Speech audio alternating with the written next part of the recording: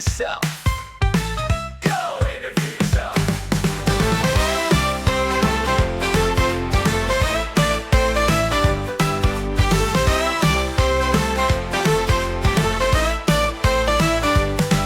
Go interview yourself. Go interview yourself. Go interview yourself. Go interview yourself. Go interview yourself. Go interview yourself.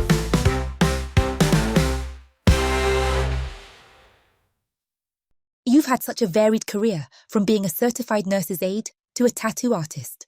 How have these diverse experiences influenced your art and creative process? Well, being a CNA was the first job that I really loved.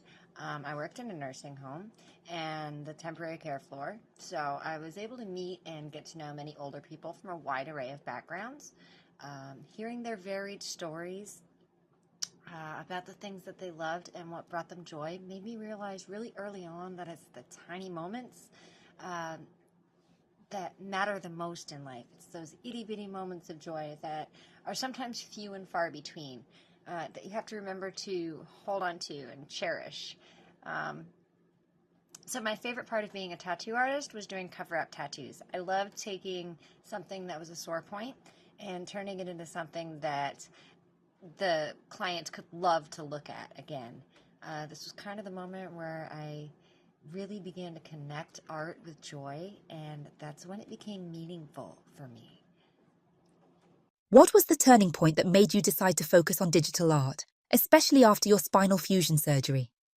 So I also have fibromyalgia, and about the time that I had surgery, I was thinking about retiring from tattooing because the fibro was making my hands start to get really shaky. After the surgery, as I was bored, really bored, and recovering, I took to photography to help me take snapshots of things that I decided were these tiny, beautiful moments that most people walk right on by. And I wanted to freeze them in time so that everybody could share in them. Because when you walk on by these things, you never get to see them and you totally miss them. In my quest to edit my photos, I really dove deep into Photoshop, and that's when I discovered so many tools that help to reignite a part of my imagination that I thought I might have lost because I didn't quite know where to turn, being unable to do what I had loved so much. I found an amazing pressure-sensitive drawing tablet by Huion, and I was able to plug it into my computer. It had a stabilization tool that made my somewhat shaky lines a little more straight when I needed them to be straight. And I was able to draw in a way that fed my spark instead of frustrating it and making me aggravated.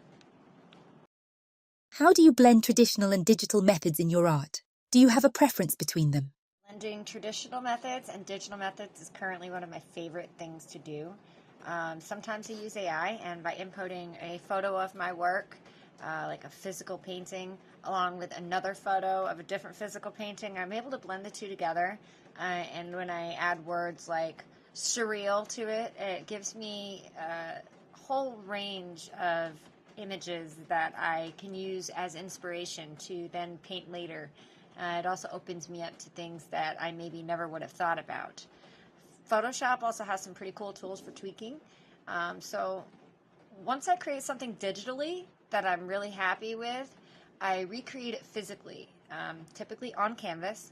Sometimes it's also on paper, so that the collectors of the digital item can have both. They can have a pretty thing to hang in their house and look at and touch. As far as choosing between them, I can't really do that. I love them both for different reasons. You know, nothing beats a physical painting that you can touch, but digital art doesn't really take up a ton of space in the house either. Can you describe how your creative process begins? Do you have any specific techniques or rituals? That process, my mind just flows, and when something's so clear I can see it on my paper or canvas, I just go and create until I'm satisfied that I've transferred what I'm seeing in my head onto the medium that I've chosen to use. What themes and messages did you aim to convey through your book, Hope's Genesis Voyage? I just wanted to tell a fun story that could take readers on a voyage to a fantasy world and back, because who doesn't love talking critters and high adventure? What inspired you to write Hope's Genesis Voyage, and how did the idea for the book come about? So we have a large pack of dogs, and each one has their own very special, very individual personalities and antics.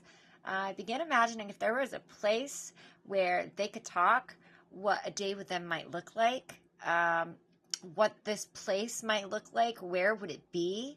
It made me laugh, and as I let my imagination wander, it sort of evolved into a little girl going to this fantastical voyage where there were animals that talked and magical encounters. Are you considering a sequel to Hope's Genesis Voyage or working on any new books? Yes. Hope's Genesis Voyage is actually an introduction to the character, her new friends, and her fun travels. So I'm currently 71 pages into the next book, which is the second in what is going to be a series. What challenges and opportunities do you see in creating virtual galleries compared to traditional exhibitions? I think the biggest challenge is that access for all still has its hurdles. Not everybody has a computer or smartphone that's capable of connecting to virtual galleries and the metaverse. I do, however, think that virtual galleries create a huge opportunity for new and aspiring artists and creators to sort of flex their art muscles and get themselves out there so that they can be seen. Sometimes I cannot travel very far, but with virtual galleries and metaverse technology, I can still show my art to people, even on the other side of the world, in real time.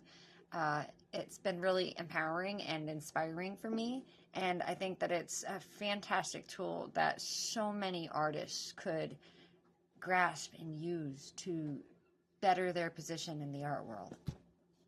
Your mission is to promote love, joy, and unity through your art. Can you give an example of a piece or project that embodies this goal? This in a number of ways. I create art for charity groups and events whenever I'm invited to. I really love doing that stuff because it gives me something new to focus on and maybe a direction I hadn't considered before as far as subject of art goes. I also have a digital collection of art that half the proceeds from it are sent to a local testicular cancer survivors organization. I also love to make things as surprises for people. So painting a favorite subject or color or a funny birthday video or song, that momentary joy in getting something that they didn't expect really drives me to keep creating. How do you stay motivated and inspired to create new work, especially when faced with personal or physical challenges? Due to my physical limitations, there's just sometimes that I can't. And when this happens, I withdraw into myself for a few days, and usually it's when things are particularly challenging. And after a few days of self-reflection and meditation, I snap out of it, and I'm usually ready to go again. With the operations that I've had, there are still limitations that I'm getting used to and learning. So it's still an ever-evolving process. And sometimes it's just really important to remember to rest and recharge and take the time that you need to recover before you tackle a new project. You have mentioned wanting to turn your art and books into immersive experiences. What are your plans or dreams for this goal, and how do you envision it coming to life? Wouldn't it be so neat to buy an artwork and be able to step inside of it and explore the world that the artist created?